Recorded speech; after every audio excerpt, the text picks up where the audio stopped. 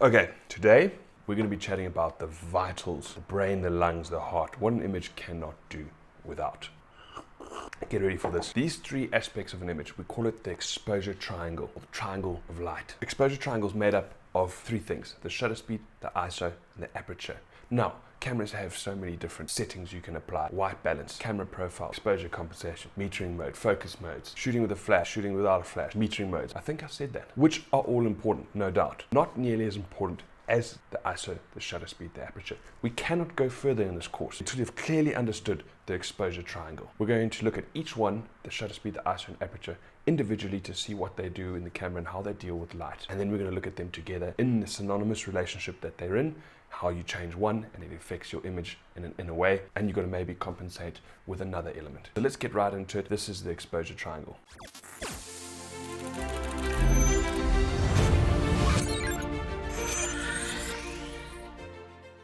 The first part of this exposure triangle, the trio of light, whatever you want to call it, is the shutter speed. Now we must remember that every single image is generated by a certain amount of light. Every single image needs a certain amount of light in order to be rendered and processed. Now these three things, the shutter speed, the ISO, and the aperture, will determine how much light reaches the sensor and how the sensor deals with that light. They are your fundamental creators of an image. Now these three elements, the ISO, the aperture, the shutter speed, will determine how much light comes into the camera, how much light reaches the sensor, and how the sensor deals with that light. Let's start with the shutter speed. The shutter speed can be described quite simply as how long the sensor is exposed to light. Let's look at a DSLR. In a DSLR, it's quite easy. Your shutter speed will determine how long your mirror stays up for. Your mirror is your shutter. Every time you click your shutter button, it goes, you can hear it. Every time it lifts up, it exposes the sensor, which is behind the mirror, to light. That's your shutter speed. As long as it's being exposed to light, the photosites are being charged by photons, which, like we mentioned before, get converted into voltage, then code, then an image. In a mirrorless camera, pretty much the same thing. You have two different options. You have a mechanical shutter speed, acts in the same way. It exposes the sensor to light for a certain amount of time. It also has a digital version, which makes certain parts of the sensor responsive to light. It takes a reading row by row of the sensor and how much light is being absorbed. Nice thing about a digital sensor is you can have a faster frame rate and it's dead quiet. Each one of these elements, the shutter speed, ISO, and aperture, are allowing in less or more light, but there's always a negative and a positive effect. In the shutter speed, it's that the sensor has a spatial relationship with what's in front of it. That means not only does it absorb light, but it absorbs light from particular spots in the frame. If that spot moves, in other words, if your subject moves, in the time that it moved, the shutter was open, it'll start recording that same piece of light, but from a different place in the sensor, which means blur might occur. If it's open for 1,000th of a second, highly unlikely you're going to have any blur. If it's open for 10 seconds and your subject decides to move, you're going to have a lot of blur. So this might beg the question, why would you go slow? Modern day cameras like these can get shutter speeds of 1/8,000th of a second. There is a good reason to go slow. You must remember that every single one of these elements has a negative impact at some stage with a particular image. If we're not shooting a sprinting cheetah and we're shooting a landscape that's nothing's moving and we're on a tripod, we can open our shutter for as long as we wanted to. Nothing's moving. We can down our ISO to 100, which is pretty much where we would like it to stay forever, but unfortunately it doesn't work like that. Why would you want noise in your image? So with shutter speed, if I'm not shooting a fast moving subject, it gives us a great opportunity to gather light without a negative impact. Architecture, landscapes, astrophotography, be sometimes 20 seconds, 30 seconds, sometimes minutes at a time, but without having extraordinarily high ISOs. The second reason why you could have a slow shutter speed instead of a very fast one is to create art, intentional camera movement, motion blur, panning. You want the lines to blur. You want to show that your subject is moving fast or even slow, just to tell a story of movement, to emphasize movement. It often doesn't work, it sometimes works really well. The next thing we're going to look at is aperture. This is the second element of the exposure triangle, the second process. It's a physical mechanism inside your lens that allows a certain amount of light to hit your sensor. In this case, it's a ring of discs that opens and closes, obviously very wide, allowing in a lot of light. Very narrow, not so much light. And that's all the aperture is. It's a ring that sits inside your lens, opens and closes, and allows certain amounts of light to hit your sensor. Very simple, let's keep it that way. Your aperture is decided by an f value. You can see on any camera, you'll have an option to change what's called your f-stop. Now the f value is written as f4, f5.6, f2.8, f18. The confusing part is that the smaller the number, the wider the aperture. Even more confusing is the wider the aperture, the narrower your depth of field is. could be a negative impact or positive impact, depending on how you use it. If you go to f2.8, which is a small number, but a very wide open aperture, which means your ring, your mechanical ring inside your lens is very wide open. It's letting in a lot of light. Problem with that is your depth of field. What is depth of field? Depth of field is the area inside your frame that is in focus. Let's call the depth of field the area of acceptable focus within your image. A very wide open aperture is going to have a very narrow depth of field. I know this is confusing, but we'll write it down. And a very narrow aperture is going to have a very wide depth of field. So small number, wide open aperture, narrow depth of field. Big number, f18, going to have a very narrow opening. The mechanical aspect of aperture, the ring itself is going to be very narrow. It's going to have a very wide depth of field. So let's break that down quickly.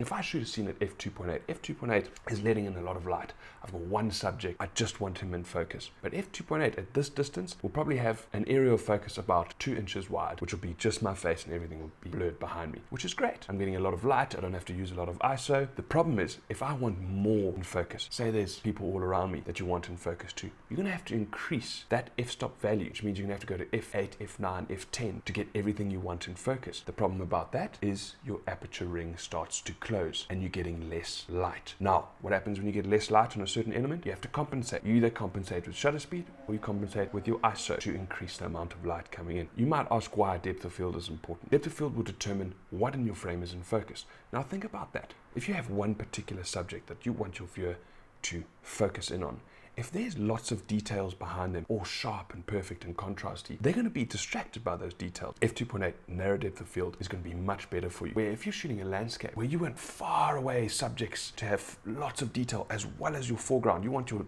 viewer to travel through the frame easily, then a very wide depth of field is important. F18, F16, F14, F12. What it does, it helps us create a positive relationship between our subject and our background. One thing to remember with depth of field, the area inside your image that's in focus, is that it's not only affected by your aperture ring itself. Just as big as that is how far you are from your subject and what focal length your lens is. I could shoot an elephant at f2.8 with a 20mm right next to that elephant and have most of the scene still appearing like it's in focus. I can shoot that same elephant with a 400mm at f18, which is supposed to have a wide depth of field, but I'm with a 400mm and still have a blurry background. The bigger the focal length, the narrower your depth of field is. The wider the focal length, the wider your depth of field is. The second thing to remember is how far you are from your subject. The closer you are to your subject, the narrower your depth of field will be. The further you are from your subject, the wider your depth of field will be. If the whole frame is in focus, you still have to have a positive relationship between your subject and your background.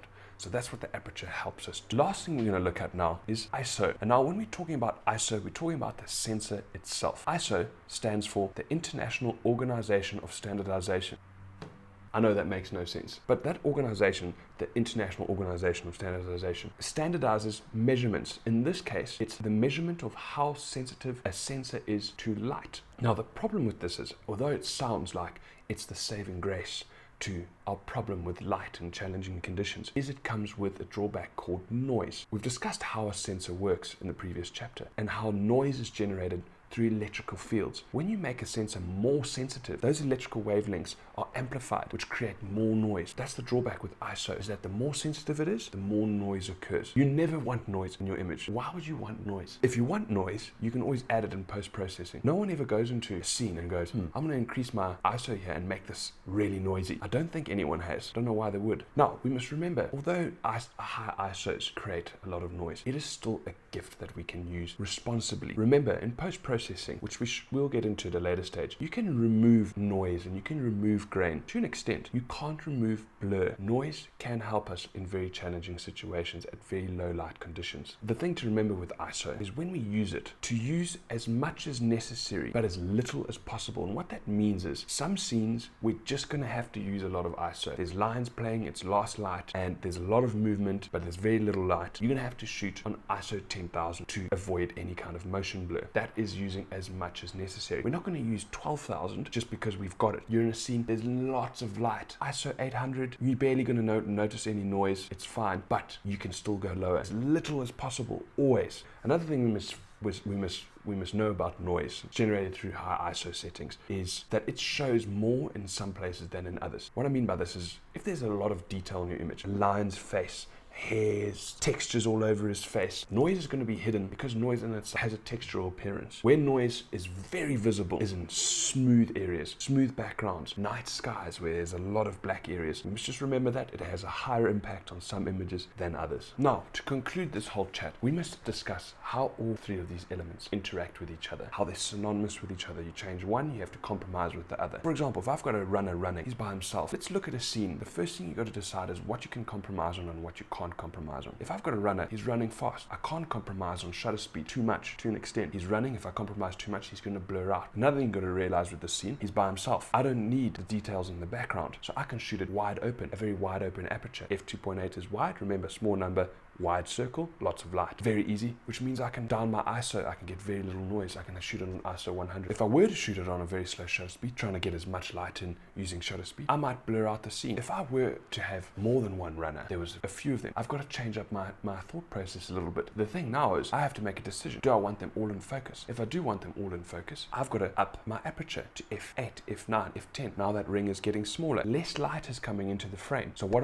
do? I down my shutter speed. What happens? It gets too slow. All my runners blur out. I can't down my shutter speed. In a situation like this where my subjects are moving fast, I can't compromise on shutter speed. So what do? I up my ISO. That's how I draw in more light. If I didn't want all of the runners in focus and I could keep my aperture wide open, I just want the front runner in focus. The other two can blur out. That means I can still keep my aperture wide open and I can still keep my shutter speed nice and fast and keep my ISO very low. With a landscape scene, it's slightly different. Say we have a scene of a lovely forest. There's a few trees in the forest, a few mountains in the forest, say whatever it is, it's a landscape scene. Now there's an unmeasurable amount of different scenes you can photograph, but let's keep things simple for now. We have a scene. What can we compromise on and what can we not compromise on? Well, let's have a look at the scene. Nothing's moving, so we can compromise on shutter speed as much as we like. We can have a 20-second shutter speed, 30-second shutter speed. As long as our camera's on a tripod, we can go as long as we like. This is the great joy of a landscape photograph. All we've got to decide now is what we want in focus. Do we want the front tree in focus and the others not in focus? If we just want the tree in front in focus, we've got to have a very wide open aperture, f2.8. If we want all the trees